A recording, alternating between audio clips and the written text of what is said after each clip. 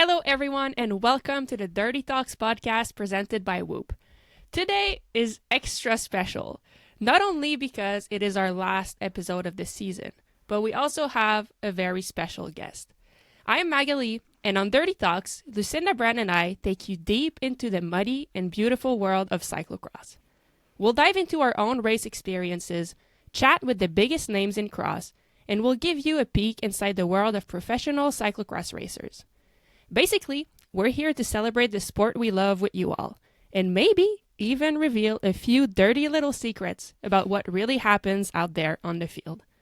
Before we dive into today's episode, I'd like to ask if you can subscribe on Spotify, Apple Podcasts, YouTube, or wherever you listen to your podcast, and join us on Dirty Talks. February is here, and the World Championships are behind us. The rainbow jerseys have been handed out once again, though, let's be honest, they didn't have to travel very far. Something changed, but some things, well, they stay exactly the same. But cyclocross doesn't stop.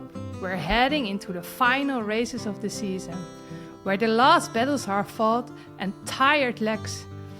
And the mud has one more chance to claim its victim.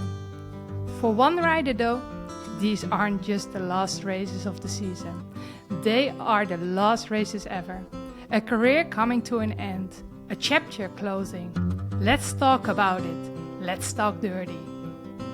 Let's get dirty with Lucinda, Brand, and Maghalie, Rochette. Today, we are honored to welcome a true legend of cyclocross, Sanne Cant.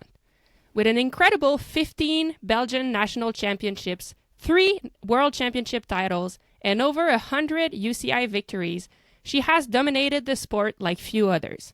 A rider known for her grit, skill, and relentless determination, Sanne has shaped the history of cyclocross and continues to inspire racers around the world. She is not only a fierce competitor, but also one of the most respected figures in the cycling world. I don't know a single rival who feels anything other than admiration for her. And today, we're lucky to have a personal chat with her to get to know the person behind the victories. So let's dive in. Welcome to the show, Sanne. Thank you for being here. Hello, what an introduction. I'm speechless. I mean, it's all true. That's you built that over the last, 20 years? You built all this resume, all this introduction. So thanks to you for all you did. Yeah, thanks, but it doesn't feel like that for me, so it's special to hear it. That's Yeah. awesome.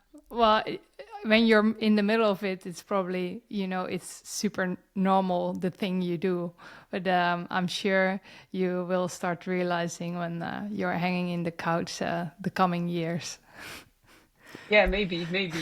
I just do my best for 20 years now, so it's just me doing my thing. That's good. That's also what we liked. Exactly.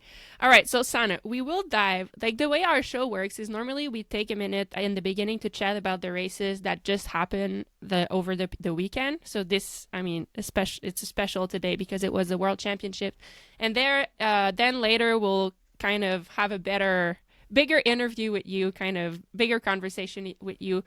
But I think we have to start by talking about the World Championships. Yeah. Big weekend for the two of you. Before we talk about your own performances, like both of your performances, can we talk a little bit about the event in itself? It was the first time the World Championship was in Liévin, and I'm curious because I wasn't there, and I'm curious, I'm sure like all the people watching on TV are also curious, like how was the event? How did it compare to other World Championships? How was the course? Like what did you guys think about all that? Well, I think it was a typical world champion course, wide, enough space for the spectators. It was also super busy. The Sunday even more crazy than the Saturday, but the Saturday was already really, really busy. So it's always a huge event. And I think they did a very good job. They put all kind of elements in the course in a way that it wasn't too crazy. And they let the the area, they used the area the way they should have used it and didn't make anything special, strange stuff there. So I think that's exactly what the World Championships needs. Cool. It looked on TV. It actually looked a bit like Tabor. Was it similar type of course? It looked like it. Yeah, it looked quite the same. It felt also quite the same. Only the underground was like a bit different. It was more slippery, I think. But yeah, it felt a bit like Tabor. Yeah, I had the same feeling. Like the way the ground kept on slightly going up after a climb, and also the technical corners were not really there, but still there was like, you couldn't do it with your eyes closed, of course. So it was a very much similar, and really a course for also showing your strengths just in the power. Yeah. Okay, cool. And I mean, Lucinda, I mean, I know you went there to win. Like you've said it, and it was a realistic goal. Like, you've won so many races this year. You had such a good tight battle with Femme, to be honest. With a bit less than one lap to go, I thought you had her. I thought you were gonna win. It turns out in the end, like, it came that close, but Femme kept the jersey for this year. I think we saw in interviews afterwards, like, the emotions ran high, which is absolutely normal. But I'm curious, how do you feel now, a few days removed? How do you feel? Are you able to be proud of what you did? Or are you, like, just thinking about what you could have done different? Like, how do you feel today? Yes, of course, you always run over the final part of the race a few times more. And also I can be proud. I mean, I did a super good race, and I think last year we finished on, 2 minutes, 1.5 minutes, something like this. And now battling till the very last end. That also on the other side makes it harder to just be happy with the second place, of course. But I think I did all I could. And you always have minor errors, of course, during a race. We all have those. So in the end, it was Femme who had like a final push for the finish line, which I didn't have. So I knew that also straight after the finish, of course, that it was also she was just that little bit stronger, that you needed to make it off and take the victory. But yes, at that point, you have put so much into it, not only me, also the people around me. This is all coming together, of course, in emotions as well then. Yeah. Well, I think emotions are normal, and also they're normal, and in a way, like, it's what makes a championship race so special. Like, there's one in the whole year, everybody prepares for it, and of course there's emotion. Like, in a way, that's what makes this race so beautiful, is you care so much about it. I'm curious, Sanne, because you have been in that position too, finishing second so close to the world title before. Like, can you relate? And, like, does hearing Lucinda talk about that bring memory of when that happened with, I think it was with Pauline and Tabor, that you finished, like, I don't know, 1 second off, or not even? Yeah, it was in the sprint even. So yeah, it's hard. I know the feeling very well. I was also very angry after the finish, because I was the one who was doing all season, and she was just the one who was doing like a few races. So it felt like it was my jersey she took off of me. But now when I'm a bit older, I think different about it. But yeah, I know the feeling very well. And I think maybe we can put it into perspective for people listening. And actually, like, I can't even put myself in your position, because I've never been in that position of, like, constantly being on the world championship podium. But I'm guessing in you guys' position, like, I bet, Lucinda, that you came in and it was like winning or nothing, right? Like, I bet you went all in, and for you in your head was probably winning, or like finishing 36, you don't care. Like, you're really trying to win. Is it kind of how you thinking? And therefore, like, the second place, like, you've had it before and it doesn't mean as much. Whereas like if I came second, it would be like such a highlight for me. You know, I think like there is a difference there, isn't it? Like, am I completely wrong, or No, it kind of makes sense? No, it makes sense. Yes, of course. Yes, I also said, yeah, this color I had already enough. Well, I also have, of course, the nicest color already one time. But we are those idiot athletes that always want to have more, more, more, more.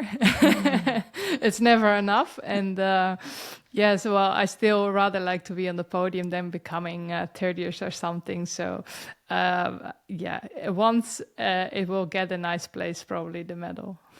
Yeah.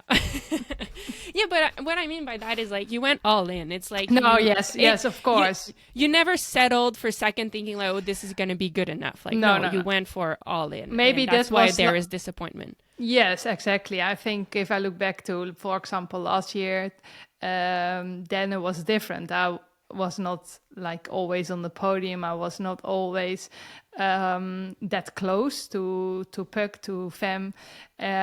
So then it's different. And then it means also, yeah, your emotions are different to second place than when it's such a tight battle. Yeah. And what about you, San? I mean, first of all, like, congrats, Lucinda. Like, I know that's not what you wanted, but I think, you know, we talked about it before the show started, and just like from an outside perspective, you made the race so exciting to watch. And just generally for the sport of cyclocross, the more the races are exciting to watch, the better it is for the sport. And so in that way, and in many other ways, like, I think you can be proud of your performance. So congrats on that. And Sanne, I mean, you also killed it. I have a question. Why do you take another line just before the finish line than the previous laps on the last lap? Well, two things. So I somehow wanted to still find a way to pass her, I think, because she had this little hesitation on the... just after the stairs, you had this little S corner, which was not really S. She had a little hesitation there, struggled every lap, actually. And then all the laps, I got up, but the line I took was becoming worse. And probably I should have taken it already one lap before, but then she was also guiding towards that side. So then I had to take another line for myself. So, yeah.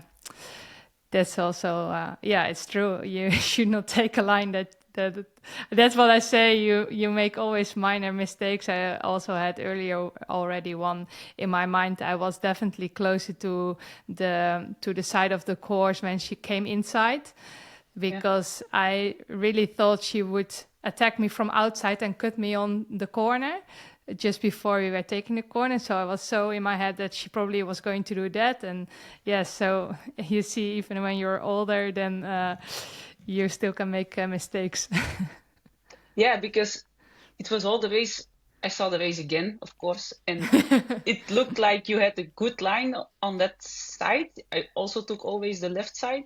Yeah. And then suddenly I saw in the last corner you took the right one, and I was like, no, it's the wrong side. Yeah.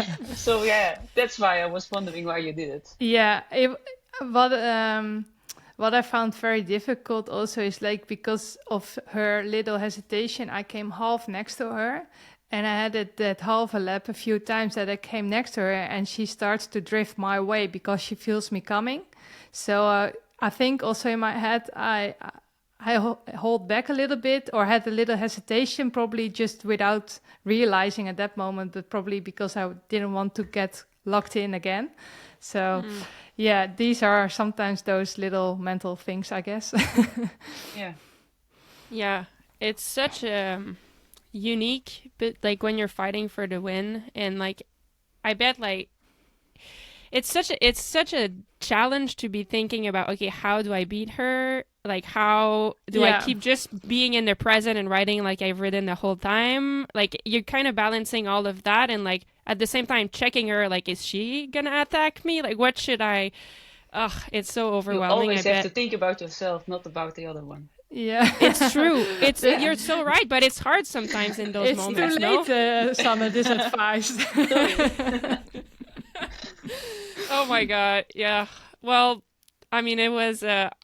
I have to say, it was. I didn't know if I was going to be able to watch it, and turns out I couldn't get off the TV. Like it was so fun to watch, and it made me want to be there, which is a good thing. Like I bet a lot of I bet I'm not the only one. I mean, and Sanne, can you talk about your race? Because honestly, like you did a super strong race. It looked like you finished 9th in the end, and it looks like it was super tight.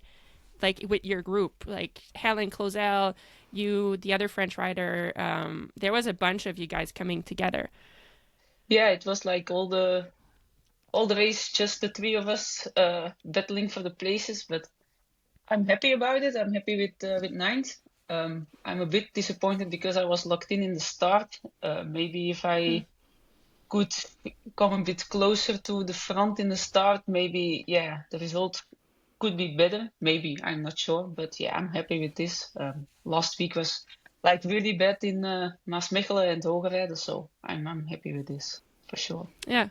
And how was it for you coming into, how did you feel before the race? Knowing it was your last championship, did it make you more relaxed, or like did it make you kind of enjoy the moment better, or opposite, were you like, oh my god, it's the last one, like I'm locked in, let's go? Like how did you feel mentally approaching it? Yeah, before the race I was thinking I have to enjoy it, but during the race it was so hard you can't enjoy it. It's just push, push, push. Then you look up, you see still 4 laps to go. But I kept pushing, and after the race I started enjoying it. Yeah. Well, that's cool. I mean, congrats on this last one. And did you? I think it was close to the Belgian border. So did you have a lot of people coming, especially like from your fan club to watch, like people from Belgium, or? Not really from the fan club, but like my family was there. It's like very important. My brothers were there, so it felt a bit like a home race. I think all Belgian spectators would like to go to Cyclocross were at Liévin for sure. It's like 30 minutes from the border, so of course there were a lot of cheering people. So cool.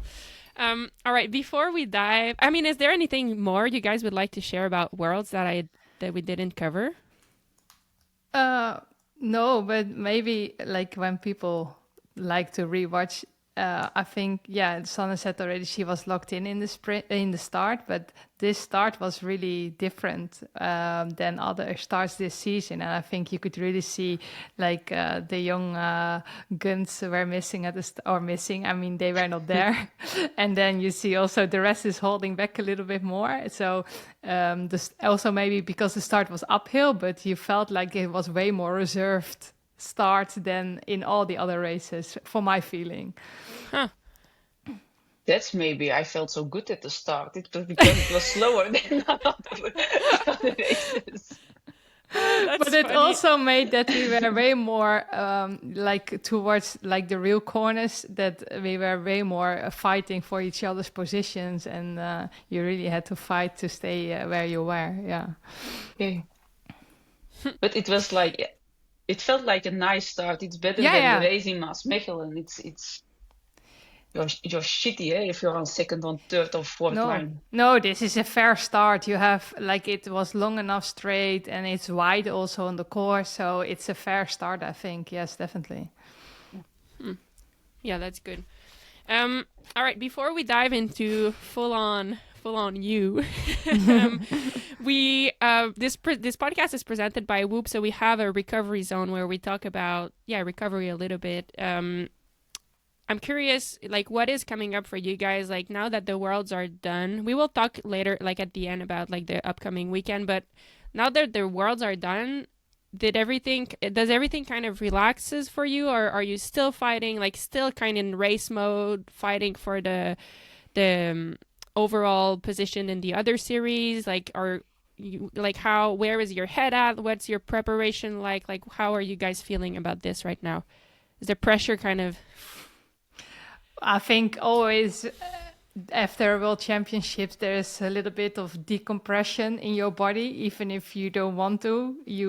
There's always things going on, and yeah, for me, I want to keep training till basically the end of the season so that I can take a few days off there and don't lose too much working towards the road season. So my trainings will be maybe already a little bit for the road season, but I want to do good at the weekend, of course. But I also feel, okay, my body has maybe a bit more problems with it than after other races. And that's that combination from, the inner stress that builds up towards such a big event. Yeah. I'm curious if did you even see it in your whoop, like the emotions kind of drop, like that big drop? Did you see your numbers changing? The most strange thing was like, yes, definitely. Well, my morning heartbeat stayed very low straight after the race, but then the day after it was in crazy high. Okay. But then like my HRV was first super low, then went up a little bit again. And when my heartbeat was going down again, also my HRV was going down again. So it's like going left and right all the time now. So it has to get a little bit back in balance. Yeah. It's interesting though to see that, like how much the emotions they play on the body, because like, I mean, if you think about it kind of rationally, it's the same weekend as you've done every time, you know? Yeah. Like it's a race like any other race, but it had so much more emotion involved, so much more stress, and suddenly like the release of it all and just the feeling of all this emotion, how it affects your body. Like it's kind of crazy, and to have data on it, I think is insane.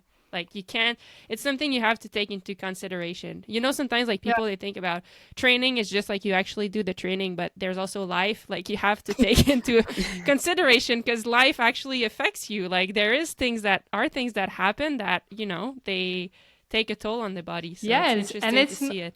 Not only that, but also, for example, the way you go to the race. So you stay with the federation and suddenly you are with all those people around you. You're not making your own dinner or whatever. And like where normally I wake up with my boyfriend and go to the race, now I need to wait that he arrives at the hotel and then we go. It's all different. And I'm easy with that, but still also something happens there, of course. Yeah. Yeah. What about you, Sanne? Do you wear Whoop? I think so, huh? Yes. Yes. Oh, I like that color, actually. And did you see anything special from, like, different than the other weekends in your recovery stuff? Yeah, before the race it was like all the week in green, so I was like, yeah, good job. But now I'm doing like Sunday I did nothing, but it's still in yellow, and it's hard to recover from the race, to be honest. Yellow is better than deep red, Sanne. It's true. Oh boy. All right. Well, thank you for sharing that. I think it's interesting to see. Of course, mine didn't change throughout the weekend, so nothing to report here. but maybe you had your heartbeat stress level going up during the race, maybe? Your stress level? Yeah. Actually, yes. Like you can see it on the stress monitor, and yes, like it saw an activity, and I'm like, oh, okay. But really, I did nothing. I was on the couch and just like nervous. So, yeah, you definitely see that. All right, time for fun stuff. Are you ready, Sanne? Yeah, I think so. Okay. So where to start? I mean, I think let's start way back. So I was looking at pro cycling stats, and the first cyclocross results that you have go back to the 2024-2025 season. That's 20 years ago, which is insane. You've been doing this for such a long time, and I think like the sport has changed incredibly in the 20 years you've done that. Like I bet, well, first of all, you were like, what, 14 when you started, and you were already in the elite races because that was the only category. There was no prize money. There was like the woman racing in the morning before the juniors. Like all of this improved. I'm curious though, like what's the major things that you see has changed and like in the sport in those 20 years? Of course, there's so many, but like something that kind of, I don't know, what's the first thing that come to mind and things that have changed throughout all of your years racing cross? Yeah, I think the respect from the organization to the riders is the biggest thing that changed. It was like from nothing because we have to ride in the morning to now they look at us like we are pro cyclists, and that's is the most important thing that should happen.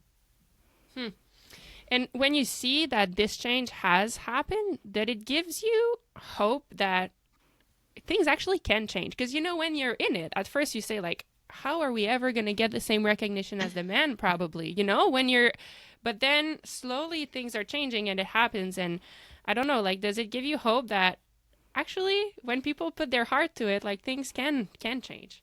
Yeah, I was also lucky. I think we had Daphne van den Brand, who was like fighting for it like for a long time, and then there was me during the race who was start battling with the Dutch girls in front of the race, and then TV was there like, yeah, okay, there is a Belgian girl riding in front. Maybe we have to put um, a race also live on TV, and then everything comes with it, like the prize money, starts money is going higher, and then yeah, the train is departing.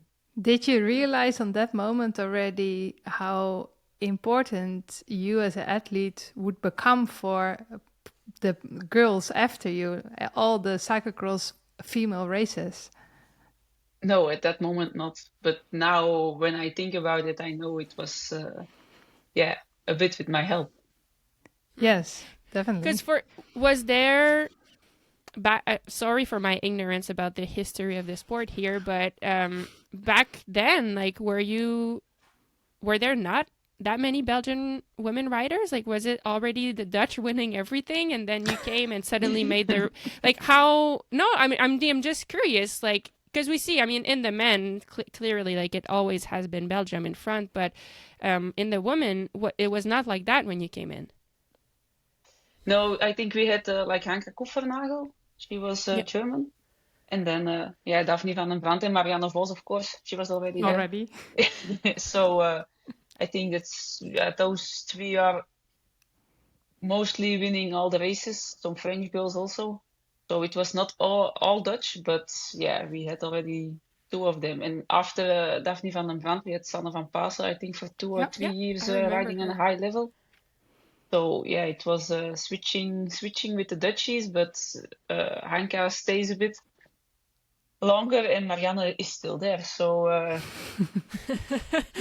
yeah, wow, it's so cool to see that, and you see it, how the impact of you being a Belgian rider at the front, because so many times, like when I was first coming to Belgium to race, I would sometimes stay with they're kind of bed and breakfast that are hosted by Belgian people, and you stay there. And anyway, I would stay in those places, and a few of them, and always they were.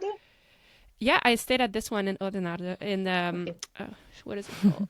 I forget the name. If you say it, I know. Hofterkammen.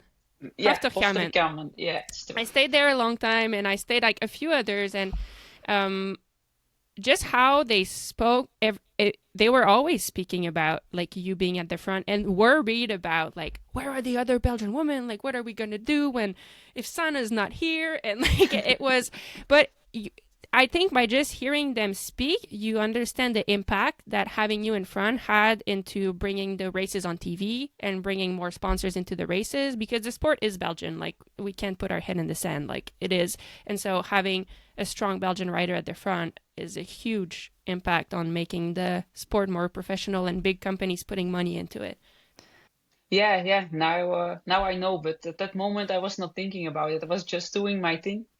And train very hard and just trying to win some races. And yeah, I'm happy I could do this for the sport.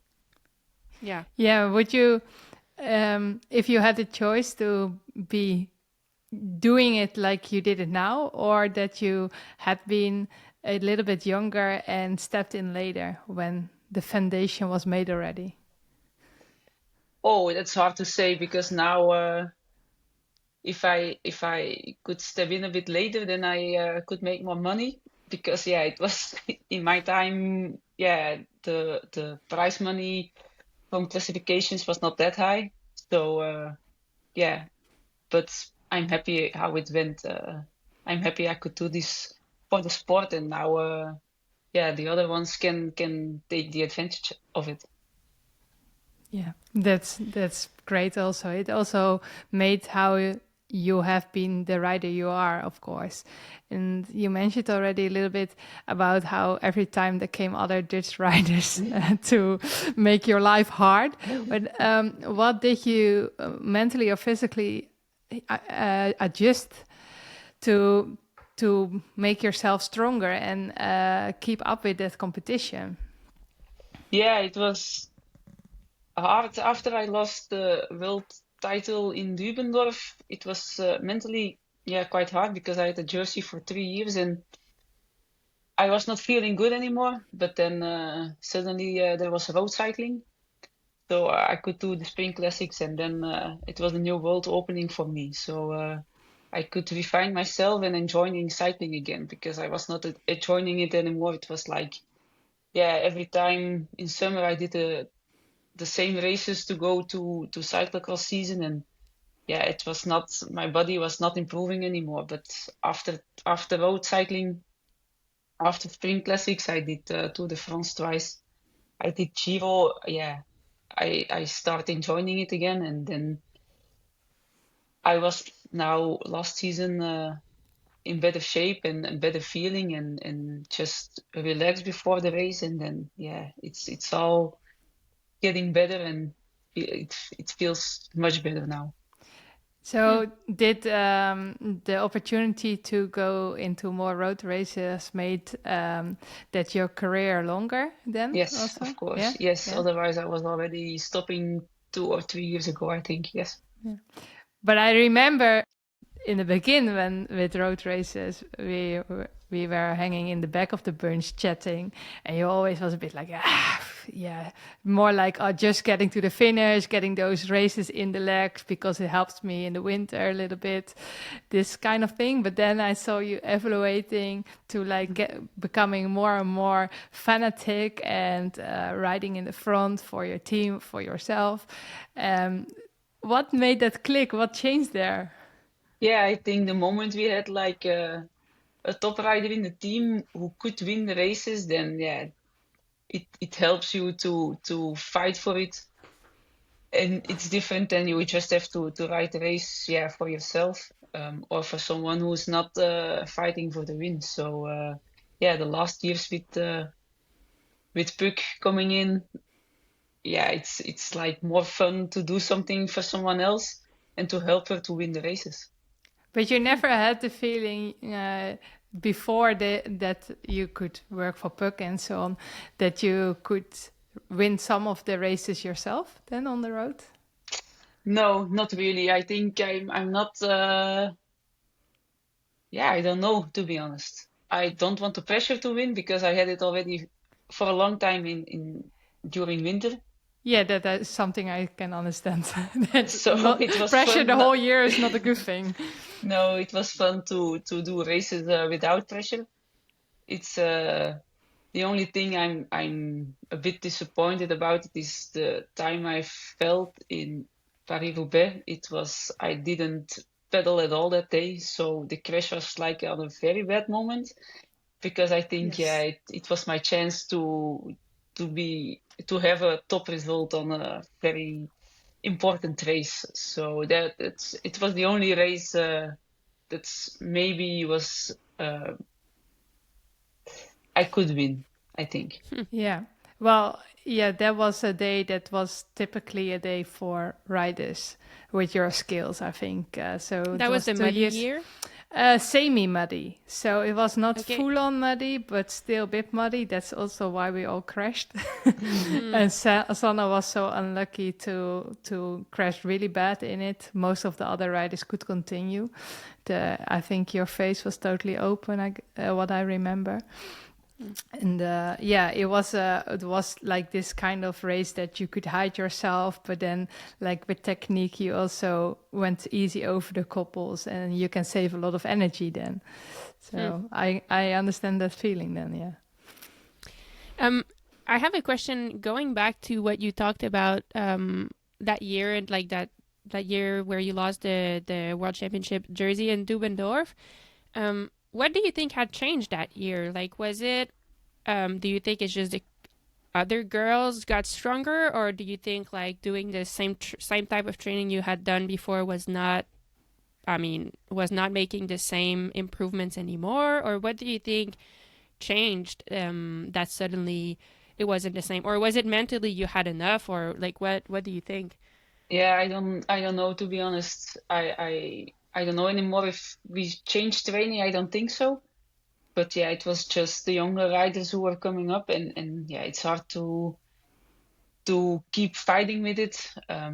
They start at a young age already with all the numbers, Yeah. like the power meter and everything. Yeah, when I was young, it was just the heart rate who was Yeah. there. So yeah, training changed a lot, and I'm trying to keep up with it. But I think the younger riders who starts earlier with the power meters, yeah, it's just a big difference. So I don't know what just happened that year, but yeah, it was a point where everything yeah, went wrong. Hmm. Yeah, I mean, I have to say, I think I felt it too. Well, it's true though. Like you keep doing the same thing, which before would bring you like such great results, and then you're like, okay, this is not working anymore. Like then you have to change, and you keep like trying to refine what you're doing, or changing, or doing more, or doing different. And yeah, I mean, it's a constant, and maybe that's the interesting about professional sports is like it's a constant puzzle. Like you can't, sometimes you figure it out, but also sometimes you don't, and it's so frustrating. But at the same time, like it's part of what makes it beautiful when it works. Like you were talking earlier, Lucinda, about cracking the code on FEM, and like you've done a good job of adapting and just like staying at the top, even though you were getting older. But yeah, there are still some puzzle to be cracked, or code to be cracked. But about that, like, yeah, what did you drive to still keep performing? Because even now, I know I asked you that you had a good party after your last World Championships, and you said, "Well, I didn't do too crazy because there's still races coming, and I want to end in a good way." I know you would want to. Your goal is to grab another podium maybe in those last races. So I mean that shows so much about how much drive you have inside yourself to push yourself to the limits. But how do you do that? Where is it coming from? Yeah, I don't know. I just want to keep whooping yellow and not in deep red, to be honest. Listen, I did not party, tell you that much. Yeah, me neither. I was just having a pizza, and I took two amaretto, I think. So it was all, and I had to do the sporta thing on Sunday, so I had to have a good head to me. So yeah, that's the party will be later on the season. Yeah. But still, how do you keep the drive and motivation? Like even Exactly. kind of with the last few races of your career, like you're still doing great. You're still doing your best. It shows that you still have some drive to do it well. Like where does it come from? Yeah, I don't know. I just want to end on a good level, I think. I did it for Hmm. 20 years, so why should I not do it for the last 3 weeks? It's then it's a bit stupid. I think I did it already for 20 years. Yeah, yeah, that's true. I mean, I love your way of seeing it, and I think it's cool to do it your best until the end. Then there's no regret for sure. But I then is there then some personal challenge you have ever faced that made you this person, like because that drive what you have that you say like, come on, I should finish it the same way as I did the other 20 years. So that power to keep going, also after moments that it was harder for you, and that mentally maybe you thought the bike again, but still there is something inside that kept you going. Yeah, I think I just want to give the organization and the spectators something back also at the end for now. So yeah, that's why it's I have this weekend a home race in Lille. So yeah, a lot of people will be there, and I just want to show the best of myself also for the last time. Is it just in your genes, like that your parents also had this just be Yeah, pushed through, and like did m- you grow up maybe like that? I don't know why my mind is thinking like that, because yeah, yesterday I did like a 2 hour 30 ride, and today I felt like really bad, so really tired, and my girlfriend said, yeah, just do nothing today. And yeah, it feels wrong because I have to race tomorrow in Maldegem, and it feels not good to do nothing. But my body said I have to do it, but my trainer said you have to do a recovery ride, and now it's a fight for all day. So did you went already then? No, not yet. Good job. Don't do it. Just Yeah. recover. You will race. You will be fine tomorrow in the race. Yeah, I hope so. No, for sure. And if you do, in the reckon don't feel that like that, you just take a 10 minutes extra warm up. Okay, I feel like really guilty for the moment I didn't No, go no, for the ride. Well, who knows? you Maybe that should was the not. right move that makes you ride so fast tomorrow. So you never know. I can tell you tomorrow. Yeah, exactly. We will be watching. Now that we're talking about this discipline that you have, like I can can I ask a question about when you won the 3 world championships? I remember that I think those years, and probably especially the first year that you got it, but you know, in the years before that, you were winning everything, like all the classifications, a lot of World Cups. And I think I remember those years that you won the World Championships. Maybe your strategy was a bit different, where I think you were coming in a bit slower into the season and kind of gradually build until by January you were really at the top, and then boom, you would win Worlds. And I'm curious, like, was that a decision that you made from the start where, okay, like, I've won everything. Like, I don't care anymore about being the best overall. I want to win this. Like, was that a decision that you made and you planned for it? Or, yeah, I don't know. Like, what was the strategy there? Yeah, like you said, I did win a lot, but not Worlds. And then I realized Worlds is just the most important race of the year. And then, yeah, we start to think about it. How can we change it? And then we start to cut some races after the Christmas period, and then yeah, to rebuild again and to be at the best level at Worlds. And I think that was the best strategy to do. Or I think you still have to do it a bit to do, yeah, to win Worlds. I think the other ones are doing it also. So yeah, it's just necessary to have the best level.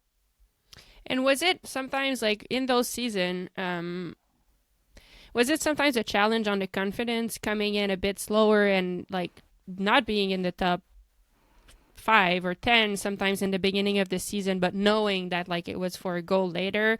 Was it difficult to keep the confidence high?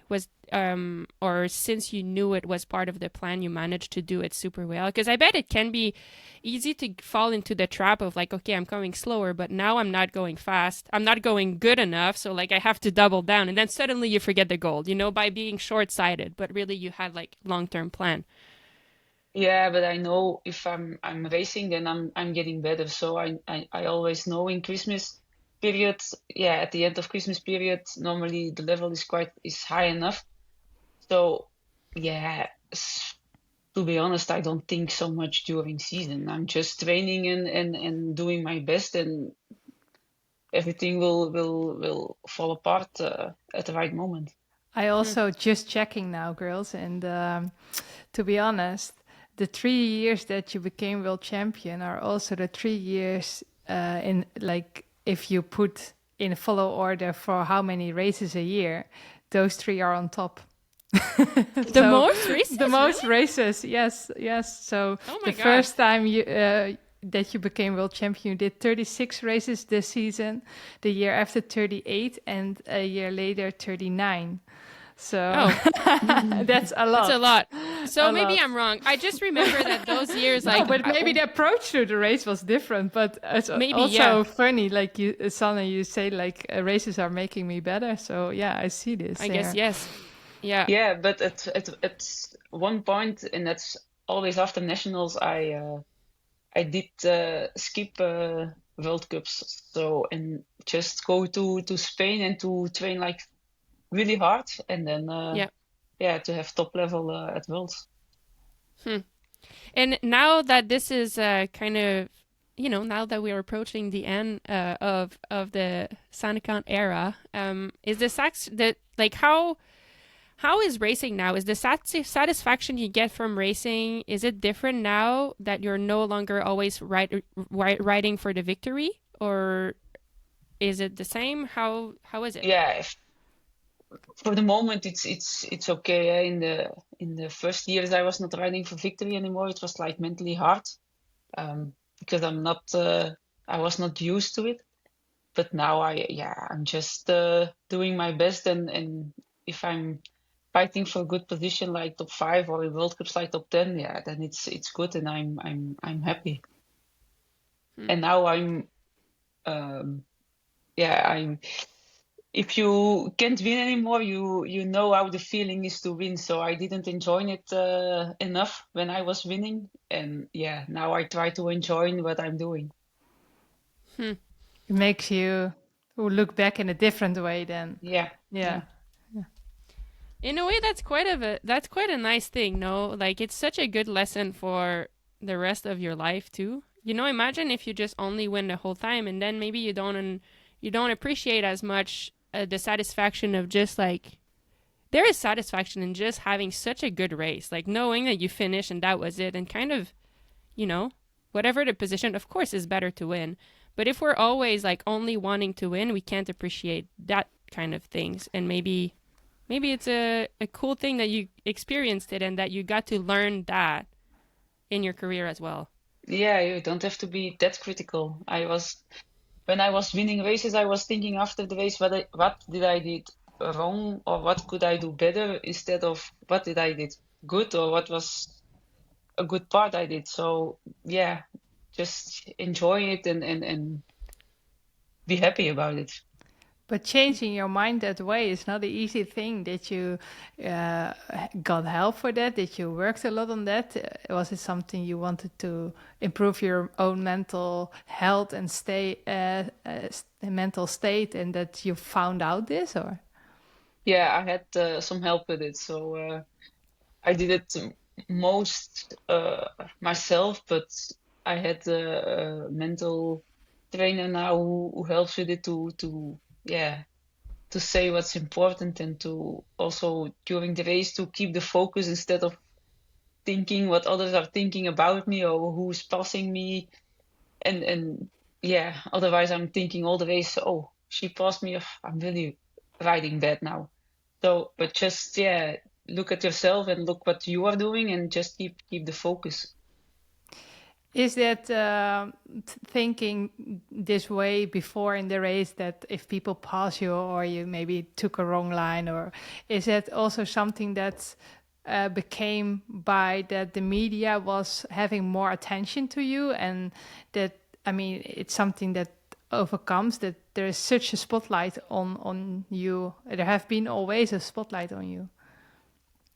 Yeah, also I think the social media made it harder, because when I was younger, or when social media wasn't that popular, you don't know how people think about you. But now you can read everywhere what they are thinking, or just it's easy behind the computer. You just type what you want to, even if you don't know the people. Who are you talking about? So I think the moment I stop reading the negative things, it makes life much easier for me. Yes. Yeah. I mean, it's such social media is so crazy for that. Like I also had this thought one time in a race, and I thought it was not going well, and I thought like, oh my god, what am I gonna write on the social media in the race? And when I noticed that, I was like this is so bad. Well, first there was other thing. There was like, oh my god, what are my sponsors gonna think? Like in the race, what are my sponsors gonna think? Like, oh my god, like I shouldn't be here, I should be more in front, like all this negative. And then the third thing that came was like, what am I even gonna say, to kind of explain this bad performance? And then I was like, what the fuck? Like, this is becoming too far. Like, I need to let go of that. Like, I need to let go of what other people will say. I don't need to justify my performance. All I need to do is focus on the freaking race. Like, I need to stop. Guys, I probably need a little bit from you guys, some moments that I should think about what I am saying or doing. Well, no, it happened to me, because it happened to me only once. And I was like, this is the sign that it went too far. Like I shouldn't care, No. I shouldn't care. But I'm glad that I noticed, because sometimes you don't notice these things and they can come back, but it's just so bad. And I think, Sanne, like, you've been dealing with that so much in your career. Like, the good thing about being a Belgian cyclocross racer is people care about cyclocross, whereas in Canada, no one gives a shit. No one knows what it is. But the bad thing about that is, like, you are, as Lucinda said, on the spotlight all the time. And I don't think they were always nice to you. I remember, like, some years, people were always being critical of you not smiling on a podium. Mm-hmm. And people were saying, like, oh, she must not be nice and this and that. And I always thought this was such bullshit, because they don't know you. And I was like, actually, she is one of the nicest person. Like, your dad was one of the first person to help David and I in Belgium. Like, we didn't know him, we didn't know you, but I think it was in Bredene, or I don't know how you say it, Bredene, whatever. Bredene. Bredene. I was there. Good one. And I was having an okay race, like, good enough, and it was super muddy, and at some point and David is always alone in the pit, and sometime at some lap I came, and the person who was catching my bike was your dad, and like he helped David the whole time, like cleaning the bike and changing the bikes, and I was like, wow, like, they didn't have to do that, You got the dirty bike, Sanne? Yeah, I don't know, but I was just like, people, it's so easy to critique, but they don't know the person, They don't know how nice. It's not because you don't smile on the podium that you're not a nice person. Yeah, sometimes the thing is with me, I look how I feel. So yeah. if I feel bad, you see it on my face. I can smile if I'm feeling angry. So, but I see it as a positive thing. I rather be like this than looking happy all the time and not being happy, to be honest. So if they want to say it about it's about me, then it's okay. But I know how I am. So I think people look different to me now. I try to be open a bit more. So yeah. And now I think I'm happier than that period of my life.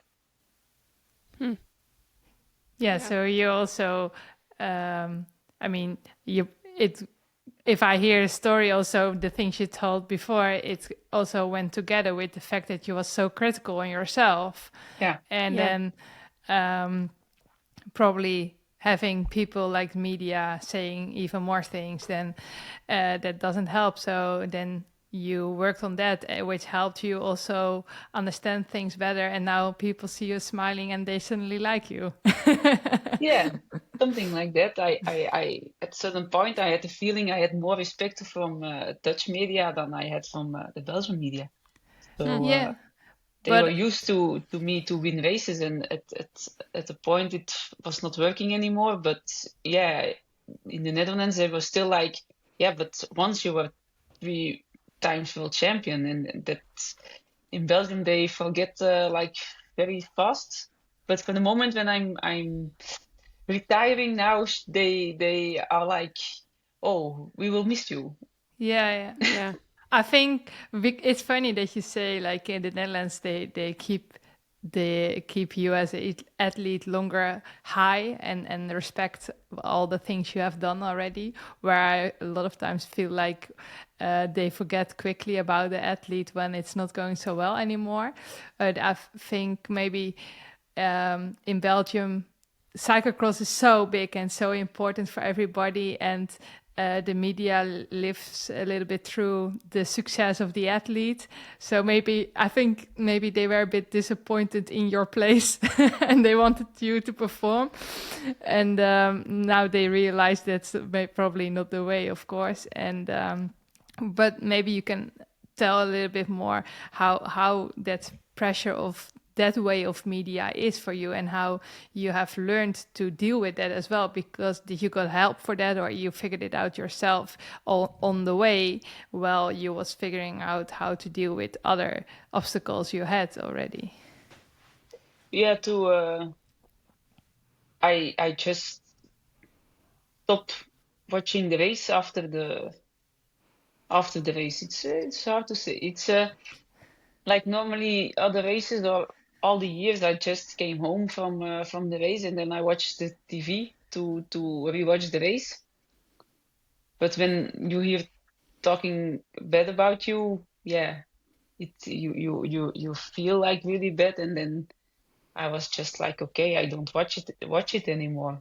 And at that point, but it was like for maybe 2-3 years, I didn't watch races anymore, and I didn't read something on social media, and then yeah, I start working to get healthy mental health again, and yeah, now when I'm back enjoy cycling and doing the races, I rewatch them also, and now I hear they are yeah, speaking better or good about me and the other riders too. So I had some help with the mental trainer I mentioned before. So yeah, I'm happy we did it like this. And can I ask a question just for maybe the people listening that are not from Belgium? Like how big is it? You know, are you, if you go to the grocery store, like are people know who you are, or like, because I've seen before in a grocery store in Belgium, the kind of the weekly magazine where they have scoops about the stars, and I mean I've seen like Sven or like cyclocross on that. Like I think it's not just like the cyclocross bubble, right? It's pretty big generally. Yeah, I think every Belgian family watch cyclocross in the weekend. Yeah. Okay. So I think the normal races in Belgium we have like 600,000 people who's just watching TV. So yeah, when I go to the shop, they do Shit. recognize us. Yeah. Do you ever doubt to throw something in your In the basket. Yeah, in they the really- basket? Yeah, if I'm taking like some chips or something, they are like, "Oh, do I you know eat this that?" feeling. Oh my god. Yeah. Sometimes This I'm is crazy. especially in Belgium. Sometimes I'm like, yeah, what they probably think now when I throw this in. If they say something, I say it for my boyfriend. That's crazy. You guys are dealing with things that are insane. You're dealing with things that are meant for like tennis players or basketball players that are paid like hundreds of millions, It's a different thing. It's a different. It's only I in don't know, Belgium. That's the good thing. yeah, but if Yeah, you but I live live there, in Belgium. exactly. Yes, I know, but I mean, at least when we can escape it, like imagine being a super famous soccer player or singer or something. It doesn't matter which country you go. That's true. That's true. Sanne, I have a question about just kind of like what comes next, yes, about your career, but also for the sport of cyclocross. I guess one of the questions I had is, we talked earlier about, you going on the road in the last few years, and I think we see more, and which, like you mentioned, was really good for you in many ways. We see more and more like riders doing the multidiscipline, and it seems like it's more and more important. I think the sponsors and the teams, that's what they want. But sometimes I wonder, is that going to be a good thing for cyclocross in the long run? Like, is it a good thing? Does it make cyclocross look more like a sub-discipline? And what do you guys think what will be the impact of that in the future? Like, is it not enough to just be a cyclocross racer anymore? I think it's enough to be just a cyclocross racer, but I think because UCI is also changing World Cups calendar, I think they are just making it more easier to do different disciplines.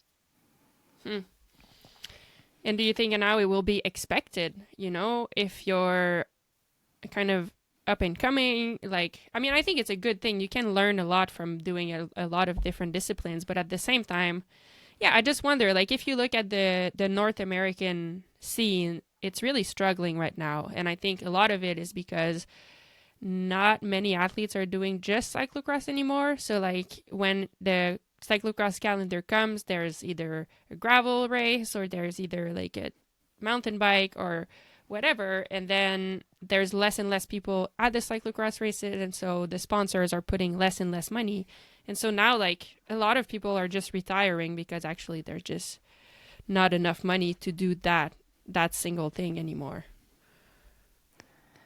I think it's not a problem that there are so many disciplines and that people are doing different disciplines, because one helps the other and the other way around. I think it's a very important part there, a role for the federations to create a better calendar where it's easier to combine those kind of things and not having big events so close to each other or at the same time, for example. Like, think a little bit more about it. If I think now, for example, on the road calendar for the women's racing, the spring always busy, May is full with only Spanish races, and then you still have some stage races, but then after the Tour de France is a huge gap towards the Europeans and World Championships. There are still a few races, but not so much anymore. And there will be riders without any competition there, while there are still the biggest races of the year coming. And I think we have lots of examples like this in different disciplines that they definitely can work on to make sure that everything stays alive in the best possible way. Yeah, I think you're right. I think it can be a good thing. My fear is just like, I hope cyclocross will not just be seen as a sub-discipline, as people are road riders or they're mountain bikers, but and they do a bit of thing? cyclocross. Yeah, I want to know. Yeah. So that everybody has been trying to get it Olympic. True. And it's almost 100% sure that will happen in 2030. So that will give a huge push to the cyclocross scene as well. Yeah, that would be, I think it will be confirmed in March, if I'm correct. Like, if it, yes or no. So, yeah, let's hope. I think that would also give a big push for sure. Yes. So we will see. But I think it's closer to a yes than to a no. So that would be a good thing. That's what I also heard. Good. Sanne, I read an article about you that was written... it was written 10 years ago, actually. Oh. That's a long time ago.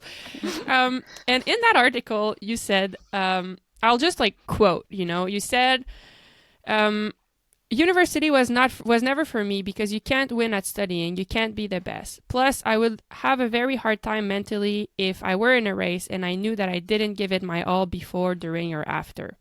For me, only one thing matters, and that's cross, until I stop, and then I will start my second life. And now I'm curious, is that how you knew that it was time to stop? That was just a big prelude to ask, how did you know it was time for you to stop after this year? Is it because suddenly it wasn't the only thing that mattered anymore to you, and you started wanting other things? How did you know? My contract was just ending. But you're not gonna tell me that they didn't want to give you another contract. You would find another one like this. I didn't hear something about it, so it was it felt for me to stop and yeah, just looks what second life will bring me.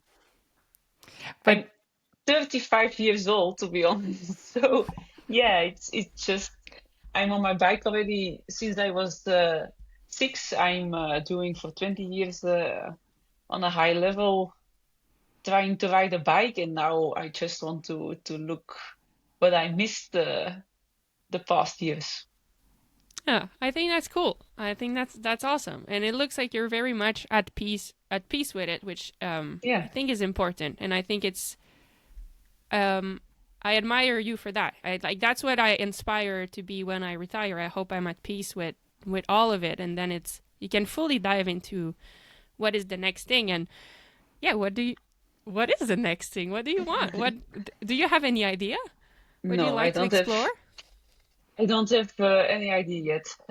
I just want to keep focusing the next races and then just give my body some rest. It have to recover from 20 years riding a bicycle, and then I will think what can I do and what I want to do. in Sanne, when I started to do more cyclocross races, I had many problems with all the technical parts. And I had a lot of times the trick like, okay, it's not working here in the reckon. I will just try to follow Sanne's line. And I'm sure I can do it then. I will try to copy her. And like 80% of the times it worked. Also, many times it didn't because it was just didn't have the skill.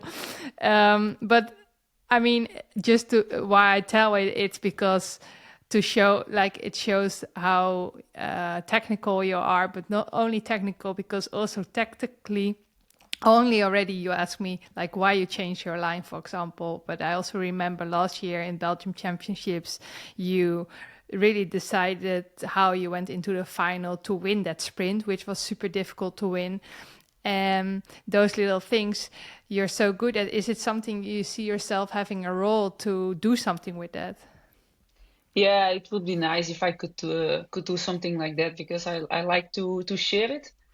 Um, I try to do it now already a bit with Puck, but she's a difficult listener. She has her own thing in her mind, and But she yeah, did it's took a few of your lines this race in the World Championships. I saw you guys doing the reckon together, and she used some of those lines in the race as okay. well. Yeah, I'm happy she did then, but it didn't help that much then. No, That's I funny. really like to do something like that because yeah, I have the experience now and I have the feeling I really see those lines in the race or in the weekend and yeah, it would be fun if I can share it with people who wants to know it. Hmm. Yeah, of And course. and what would you like to see for cyclocross in the coming years? If you, yeah, wildest dream. Like, are there any things you see, you feel the sport could do better, or what would you like to see for cyclocross in the coming years? Yeah, maybe I think the changing of the calendar is not it's not in a good way. I it's way too busy in November, December, January to be honest.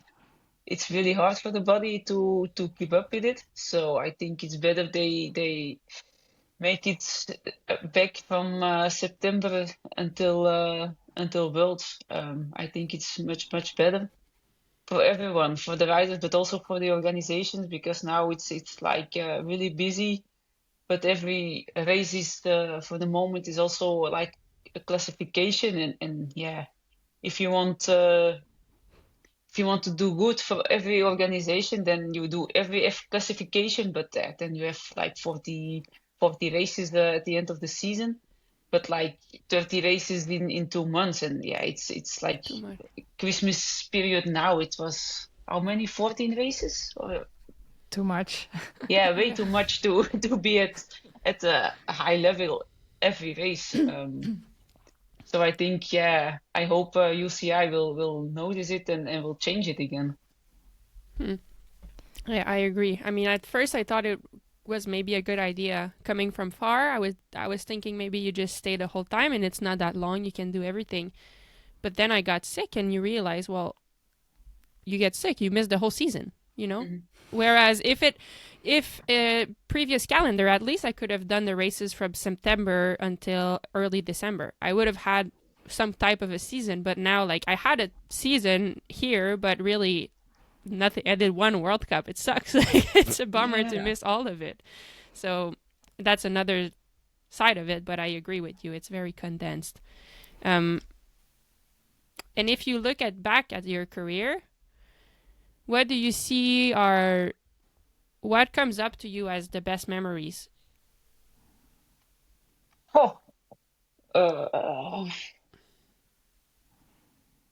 Yeah, I think the 3 world titles I had, are the most important memories. But also like the first medal I had in cocksaber when I was 21, I think. But the crowd was like really crazy that day. We had the race on Sunday just before the men's race, so there were like 60,000 people. Yeah, my ears were like after the race my ears were like "Toot" all the time. So yeah, that memory is like it still gives me goosebumps. So cool. Yeah, I love it.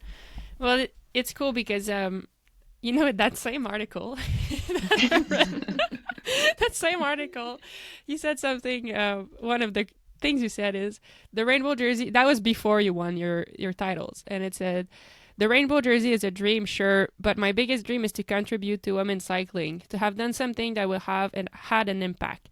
Only then will my career have been successful. And it's kind of cool because, like, you've done it, you know?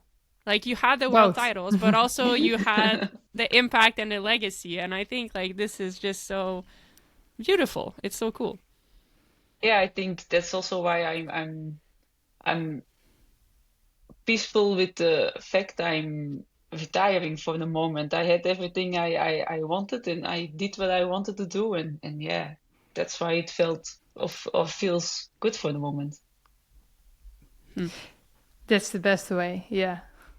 All right, we would like to finish with some rapid fire questions, like things to get to know you, that like you kind of go with the first thing that comes to mind. But first, we did that with Celine last time, and we had fun with it, so we want to do it with you too. And we're wondering if do you have questions for us? Like you're allowed one question for Lucinda and one question for me if you want. You don't have to. We answer totally honest.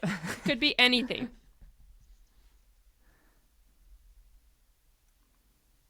Not really, to be honest. Okay. It's okay. You can think about it. Yeah, you if can it think comes about it. toward No the worries. end, you can tell us. Okay. Lucinda, should we do the rapid questions? We go into the rapid questions, then she has no time to think. Exactly. Then we're off the hook. Okay, so should we do like last time? Like you do the first and then okay, so you should start. What do you like to do in your free time? Watching a movie. What's your favorite movie? Yes. Something funny. Okay. Oh, well, do you watch movies in English or in the Belgian language in Flemish? Both. Okay. Oh, balloons. Sorry. Oh, what? You have, the other time she had fireworks. Now it's balloons. I don't control it. It just people. comes. This is if you listen. You can go to YouTube. You can see it. Yes, exactly. Okay. Do you have a hobby that people don't know about? No, I don't think so. I don't have hobbies. Cycling is my hobby. What? Cycling is my hobby. Okay, so then the hobby will come in the retirement, maybe. Yeah, maybe. Hopefully. Yeah. Well, then do you have interest for any hobby you would like to explore? Now that you will have more free time. Yeah, maybe tennis or something like that. I never did it, so yeah. Like what? Sorry, I didn't hear. Tennis. Oh, tennis. Oh, cool. Yes. I would love to play tennis one day. Okay, we always say on the holidays, oh yeah, this holiday we go play tennis. Yeah, and we never do it. And we also don't know why we want to do it, but same. Like I've never really played tennis, but it looks like a fun game, and I love cycling, but no one says I'm going to play cycling. But you play tennis and like you're with someone and like, I don't know, it looks fun to try, One day. That's right. Okay, your turn, All right. Lucinda. Favorite music? A difficult one. I listen, yeah, it depends of the mood I am in. Sometimes it's like Dutch music, but it can also be the top 50 music thing. It's yeah, it depends. Okay, well then, if we make it more precise, let's say you have free tickets for any concert in the world. Which one would you choose? And they're all happening, Sometimes like there's no tour of your favorite artist, but now like they're Yeah, all happening. the stupid part was I had two times tickets for Pink, but I had to sell them again because I was in a race. Shit. You know what? First thing she's going to do is going to Pink. Yeah, and I don't want to rub it in, but I've been to her concert, and No, it's actually no. yes. Fuck It's- you. I'm sorry, but it actually is really good, and she is such an athlete. During the show, like she's singing and she's doing these like acrobat stuff like crazy. It is a good show, so I hope you get to go. Yeah, You I make it hope it happen. too, but I don't know if it's still happening. It will come back, I'm sure. Okay, your biggest competitor in your whole career. Marianne Vos. Totally agree. Your biggest inspiration in your career? Marianne Vos. And why? Yeah, because she was a 7-time world champion. No, 9th, I think. I think How many 9. times? Yeah. 9. I think yeah. 9. Insane. Yeah. And so, in which way was she your inspiration? Were you sometimes like studying the races to see maybe how she beat you, or were you just inspired by the way she was racing or the way she was doing, or really just like her accomplishment? Like Yeah, just the what way was she it? was like winning in all disciplines. She was winning on the road, but also cyclocross. Yeah, at a really young age. So yeah, that's why I think. She won it 8 times. Oh, you just Just know. checked. Okay. You just checked. We have a fact checker on this podcast. Thank you, listen. Yeah. All right. Favorite racing memory? You don't like this one, I think. Okay. Then I know already what's coming, I guess. What do you for think it. that's coming? You're probably going to talk about the World Championships or not? Yeah, in Bogense, it's Yeah. true. Yeah, beating 4 or 5 Dutchies Yeah. is quite was a nice strong. memory. Yeah. Yeah, of course. that was Yeah. that was a good one. Also because before the race, Dutch media was all the time like there will be a Dutch block, Ah, and yeah. because we were in the But city there was of not really Lego, Dutch block. I said, yeah, it's good. I like to play with Lego blocks, and yeah. Ah! What did they mean a Dutch block? What? We were with really a lot of good riders. So it was Marianne, me, Denise for sure, Annemarie. Annemarie also already. I think she did good there. But what did they mean by the block? They thought Well, they that would we were block you? with so many riders could play it out to Ah. make sure Sanne would not win. I guess or not. Yeah. Well, We you still tried, won. but we failed very hard. All right. Okay. Well, maybe we talked about it already, but what are you most excited about retirement? And what are you most scared about retirement? I'm looking forward to just don't look what time it is at the evening when I'm watching a movie and it's time to go to sleep. So just eating what I want to eat and yeah, doing what I want to do instead of No one thinking, judging you buying chips? yeah, also that one. And yeah, I'm not scared of something for the moment. So I think I will find something I like to do after. And otherwise, yeah, I just do something I don't like. Yeah, there will be some job for me. Yeah. Of course they will. Yeah, I'm not even worried about it. All right. Last All right, one. very last one. The favorite place you ride a bike in the world? Your most favorite place? Oh, that's a difficult one. For racing or for training? No, it doesn't Just for matter. riding. Like maybe a place that you would even go back in retirement just because riding a bike was so good. Yeah, I was once in Australia, but it's so long ago. I don't know if it was nice to ride, but in my head it sounds like nice to ride there. Go back there. Yeah, I will Yeah. try.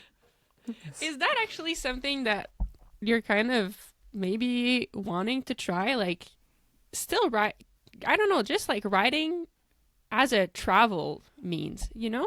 Do you think you would even try that at some point? Just going to a country and travel by bike, just kind of experience the bike in a different way? I don't know if I do it by bike. I did it last summer with a car with the Range Rover Defender with Oh, the sleeping tent on top, and that was really nice. So So maybe cool. I will do it with the car instead of with the bike. Yeah. That sounds did like you a- I rent can it or imagine. you have one now yourself at home? No, we rented. That's a sick car. Yeah, it was like really nice to do. Very cool. It sounds very cool, yeah. Okay, a couple more. We're almost done with asking you all of the question. We're done with the rapid fire, but there's a couple more segments of the podcast that we always go through. The next one is a dirty throwback, and I think since it was the World Championships, we actually answered it last week, but we're asking you, what is your best World Championship memories? I think you said it before, but maybe you have something else you want to add. Maybe the best memories at World Championships, then it's the sprint with Marianne the first time I won. It was, yeah, in the sprint winning is the nicest Yeah, feeling you can have when it's unexpected. So, yeah, absolutely, yeah. maybe That that was in part. Luxembourg, huh? Yeah. Yes. You had a good Yeah. races too there. Yeah. Both. Yeah, it was Yeah, good. yeah. Yeah. First World Championship. It was our first time competing. So, Yes. yes. Yeah, that was on a good one. on a tricky course then. Yeah, that was Yeah. fun. I really know, I liked hope- it. I kind of wish we had another one like this for Worlds. I don't think they're. Oh well, Valkenburg was also super tricky, kind of Was really similar, cool. but it would be cool to have another. Super Hills can tricky... become tricky. Hills can be, and it's that kind of slippery mud more than the thick one. Yeah, but No? it's around that time also a bit freezing sometimes. So Maybe it's snowing. Maybe snowing. snow in the Netherlands. That'd be cool. Sure. That would be good. It's possible. Possible. Fingers crossed. Maybe Okay. some ice. They want to put some batons in the water there. Maybe we can go ice skating. I don't know. Okay. Pro insight. So this section we ask our guests, which is you, if you have an advice that you would like to share. So let's say, what advice would you give maybe to young Sanne Cant who is just starting her career? Yeah, very simple. Enjoy what you do and enjoy Yeah. winning. Even it feels normal, enjoy it. It's a good advice. Don't take it for granted. Yeah. Yeah. It's a good advice. It's a good advice because I think, like you said earlier, Lucinda, you said like us stupid athletes, we always want more, and it's like Yeah. it's a weird thing because the fact that we always want more, it's a good thing. That's how you end up achieving and getting better. But at the same time, this same characteristic, it steals the joy out of what we do sometimes because it's hard to appreciate where you're at. You always want to do more. Exactly. Yes. All right. The wisdom Before from Sanne Cant. yeah, the wisdom. Before we take a look into the very, very last races of your career, Sanne, did there popped up any question for us? Because then we still have time for it. No, I didn't think about it. I was thinking about, yeah, the questions you had for me. Sorry. Yeah, Okay. that's fine. No, but maybe there was something you always wanted to ask already, so then it was your chance to do it. No, So I did. that's no problem. I She did knows already everything from us. yeah, I did already in the beginning. Why do you take another wine Yeah. if you know you had a good one? Yeah, that's true. True. Yeah. True. Then Okay. preview to those last races tomorrow for you a race, because we reckon this one on Tuesday will come online on Thursday, so people will know how you did do there. But how do you look forward to it? Yeah, tomorrow is not like the biggest important, I think. I think everyone is have the decompression from Worlds. So it's the one with the most morale as the best the best paper there. So just take it for training, and I'm looking forward to this weekend home race in Dille. Yes. What else is coming? So Lucinda, you still are fighting for the Super Prestige. Yeah, so first Saturday. Still tight with Celine? Or? Yeah, Middelkerke, Saturday. That's going to be my first one after Worlds. I just need to make sure to finish in front of Celine, then I would win the Super Prestige, and otherwise Celine wins the Super Prestige. That's how easy it is. And tight. yeah, and then we have, I mean, I claim it a bit as my home race as well, but it's very Sanne's home race, Lille. So I'm also really looking forward to that one, because I'm sure like everybody is coming. It's always busy already there, but for sure it's going to be great atmosphere this last one for you. Yeah, and they have something new. They have like the All Stars race in between the men's and the women's race. So everything who was a part of Welles and Wee, you know, the soap with Bart Welles, they will. No. Yeah, they will have a. You don't know. No, I have to find that back on internet then. Yeah, it's really nice to watch. Okay. If you have to see something funny, then good I soap will to search see. for it. Okay. So all the old stars will have a race in between. So I think Nice. a lot of people will come for that too. Yeah. Oh no, Cool. but they come for you, huh? Yeah. Okay, yeah, maybe. No, And not then what- maybe. What else after that? There's three more weekends, you said? Yeah. So And- then we have Sint Niklaas. It's always with a little bit of beach there as well. Yeah. And the last race of the X2O competition in Brussels. That's always a tricky one, really depending on the weather, how it is, but it has a tricky off-camber. And then it's the very last one in Oostmalle, also sand, and there we celebrate the end of Sanne's career. How what are you most looking forward to of the last few races, Sanne? Yeah, I just I hope to win the last one in Oostmalle. To be honest, I'm really focusing on it, and it's a race that suits me like really well. I won a few times, so I really hope I can battle for the win for the very last time there. So cool. Well, best of luck. That will be great. We'll be watching, and Thanks. yeah, I don't know. Thank you for all those years, and congrats for everything you've accomplished. I think, we said in the intro that only respect and admiration for you from your rival, and I think you earned it. It's just always a fair racer, always a fighter. So yeah, congrats, and thank you for all that. Thanks for making it big, because that's why I started. Thank you. Yeah, Thank you. that's Both for just helping cycling, also getting big where you live, Maghalie and Lucinda, just for the battles. You still give at our age with the young fighters or young girls, it's I know it's not easy, so yeah, thanks. No, it's not easy, but it's still fun, so that's a good thing. Yes. I think that is it for today. Is there anything else that we forgot, Lucinda, or that Sanne you would like to speak about, or something that you would like to say to finish? No, not really, to be honest.